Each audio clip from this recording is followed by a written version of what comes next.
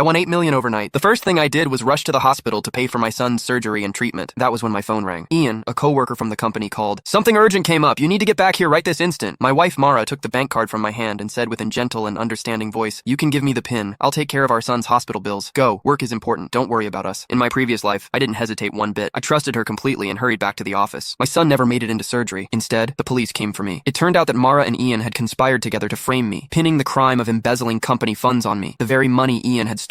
With no money for treatment, my son died in the hospital. My parents, shattered by grief, suffered fatal heart attacks one after the other, and I, rotting in prison, ended my life in despair. After my death, my soul drifted to the holiday villas of Moldevs, where Mara was on vacation. I heard her laughing as she spoke to Ian. That idiot won a fortune and wasted it on that useless sick kid. He dragged me into a miserable life. Laughing even harder, she added, now their whole family is dead, and we get to enjoy wealth for the rest of our lives. Consider it compensation from that idiot. Haha. Then I opened my eyes. I was back in the hospital corridor. At the exact moment, my wife reached out and took the bank card from me. This time, I still told her the PIN. Honey, let me handle the medical bills. Go. Work is important. Don't worry about us. My wife, Mara Miller, held the bank card with $8 million inside tightly. She might have sounded gentle and understanding, but her eyes were gleaming with triumph and excitement. In my previous life, I had trusted her completely. I did not expect her to take the money needed to save our son, Jaden Lowe, to conspire with my colleague, Ian Staffer, and frame me for embezzling company funds. I was then sentenced to 10 years in jail, and Jaden died in the hospital, receiving no treatment. Even my parents died of heart attacks one after the other. Their bodies were left on the streets with no one to help. When I was given another chance at life, hatred was raging in me. I wanted to tear that vicious woman into pieces with my bare hands. However, that would only land me in jail once more. It was not worth it. I was going to use a different way to make Mara and Ian pay the price. I gripped her wrist tightly and said with a strong hint, thank you for dealing with the hospital.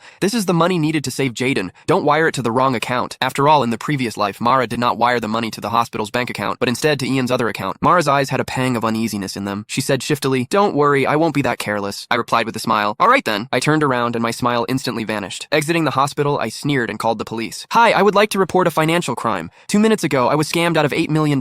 Please help me find the people who took my money. What? $8 million? The police officer became serious and immediately opened a case when they heard the amount of money. They added, since the money has just been transferred, you're lucky you called the police in time. We'll surely help you get your money back. If you have any clues, please come to us again. I said anxiously, all right, thank you. That money is needed for my son's surgery. Please help me. After hanging up, I smiled. I was not worried that they would not be able to get to the bottom of it because the money would soon be returned to my account. That was what Mara and Ian did to frame me in the previous life. However, in my new life, I was going to let them have a taste of their own medicine. My phone buzzed violently in my pocket. It was Ian. I deliberately did not answer. I did not need to. I knew it was Ian trying to get me to rush back to the office, waiting for me to step into the trap. I sniggered. I hailed a taxi, but instead of heading to the office, I headed to the lottery center. Hello, I'm the one who won $8 million this morning. I need an official notarized certificate confirming my identity as the winner right now. In my previous life, I was so desperate to pay for my son's surgery that I had skipped the notarization completely. That mistake cost me everything. Click the link in my bio to get the full story for free.